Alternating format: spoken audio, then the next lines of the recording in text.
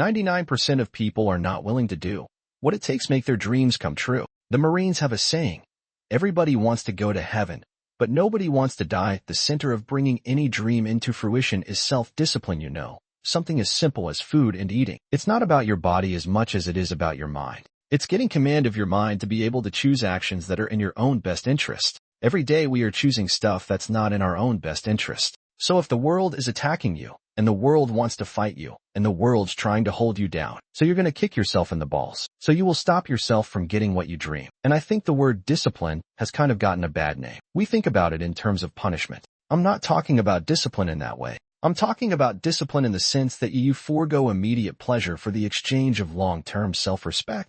I believe that self-discipline is the definition of self-love, that when you say that you love yourself, that means that you have behavior towards yourself. That is, loving self-discipline is the center of all material success. You cannot win the war against the world if you can't win the war against your own mind. Self-love is when you say to yourself, man, look, I know you, and that girl got a real connection, I know y'all vibe. But that's your girl's cousin. So I love you too much to let you do that. It's like you say to yourself, hey man, look, I know you want to eat that pizza, and it'll be really good, but I can't let you eat that, man, cause if you eat that pizza, you're gonna feel like crap, And I love you too much to let you eat that. Self-love is a look.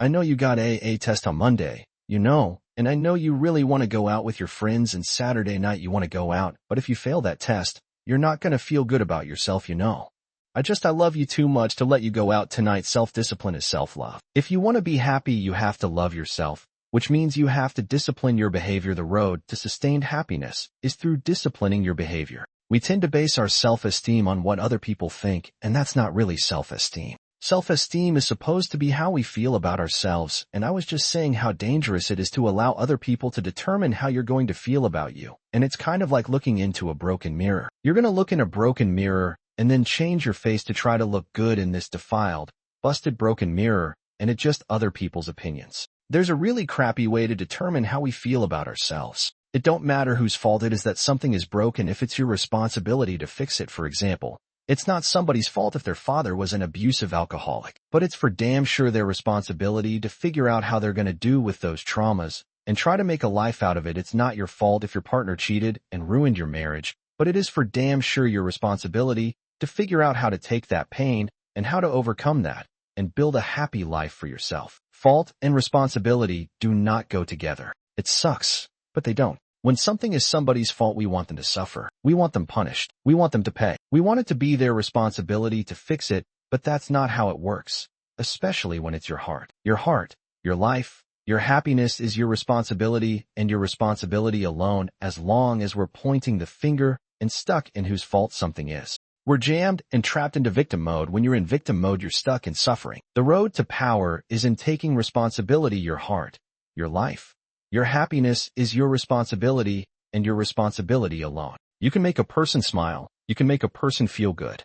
You can make a person laugh, but whether or not a person is happy is deeply and totally and utterly out of your control. The prerequisite for spending time with any person is that they nourish and inspire you. They feed your flame. Look at your last 5 text messages. Are those people feeding your flames or dousing your fire? Put your phone down for just a second and look around. Look to the people around you. Are those people throwing logs on your fire, or are they pissing on it? I want my life. I want my work, my family. I want it to mean something, and it's like it has.